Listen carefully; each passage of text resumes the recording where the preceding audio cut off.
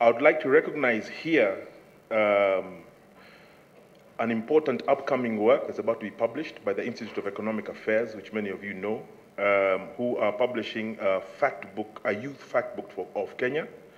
It's going to be published soon, whose title is Infinite Possibility or Definite Disaster. And they asked that as a question. And they were kind enough to let me have a look at a draft and had some powerful statistics. First of all, one of the surprises to me was that 80% of Kenyans are below the age of 34. And those aged between 15 and 24 numbered roughly 6 million in 1999 and 8 million by last year. Second, and this is also informed by a year I spent traveling from the end of 2008 until the end of 2009 around Kenya, living at the grassroots and listening to people, 60% of them youth. And so what I'm going to say is going to be drawn heavily from that as well. Number one, we have a hugely empowered youth population. They're empowered by technology. They're empowered by years, decades of civic education that billions of shillings have been pumped into by NGOs, by the government. They've also been empowered, unfortunately, by violence. That was one of my most striking findings. In the most cosmopolitan parts of Kenya, violence is extremely empowering to young people. When you realize that a gang of you can set up a roadblock and stop trade with a part of the country. So there's a huge sense of empowerment amongst Kenyan youth, particularly in the most cosmopolitan counties in this country, about 22 of them. And this has got both positive expression, but also some antisocial expressions of this empowerment. Thirdly, unemployment is a crisis. Kenya, between 2002 and 2007, was a country which was growing at roughly 5.5% per year, but we had growth without jobs. And youth unemployment has been persistently double the national average. And at the same time, a unique thing has happened, and the Prime Minister touched on this slightly. The informal sector now employs, or what is called the Juakali sector, now employs more Kenyans than the formal sector and the agricultural sector combined. In 1986, 80% of employment came from the formal sector, 20% from the informal sector. By 2006, those figures had flipped from 21% formal sector and the rest from the informal sector. That's important, and that's where we need to focus. It's a challenge, it's a crisis, but it's something that I believe with the will we can flip. My fourth point, traveling around the country, was to realize the extent to which, as we talk about the Juakali economy, the informalization of our economy, this has been matched by the informalization of our politics as well.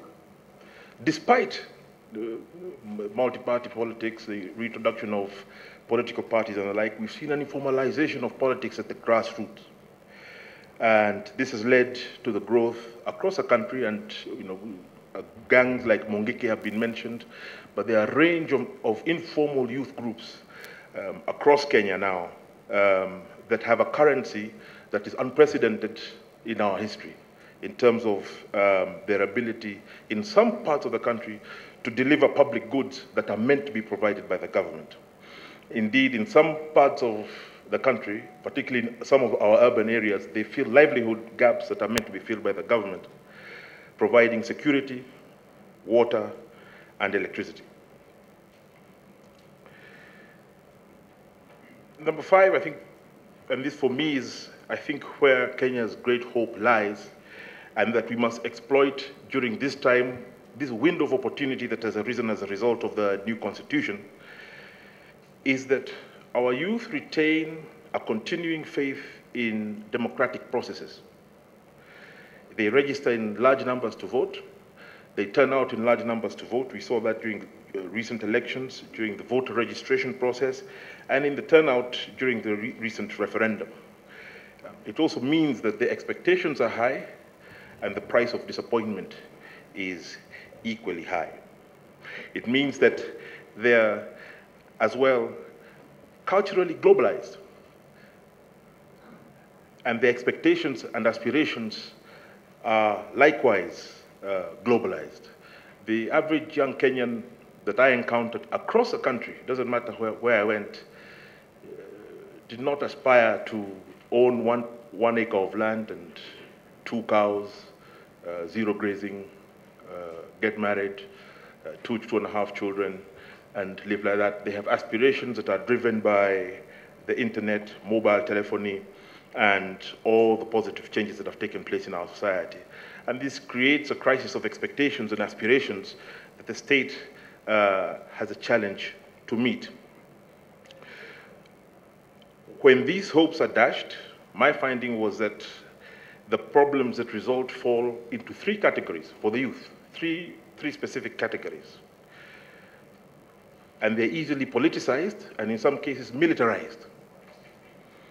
Number 1 is a gamut of issues that would come under the bucket of what I would call identity issues, ethnicity, ukabila, tribalism. Increasingly in some parts of the country, religious identity. And as we shall see going on, clan identity in some parts of the country. Thirdly, there's a range of issues that fall under the basket of issues that I describe as governance. And of these, the 2 that the youth push back when one is engaging with them most often are inequality and corruption. It's a mantra with them. The levels of corruption and the inequality that they witness, particularly amongst their leaders. And finally, there's a bucket of issues that I describe as livelihood issues, which the youth present all the time, unemployment being the number 1 issue. But to my surprise, I thought health, education, and water would be the issues that they would raise most often. But besides employment, the other issue that is topmost on the minds of the youth was security of life and property. It's something that is a powerful concern amongst the youth.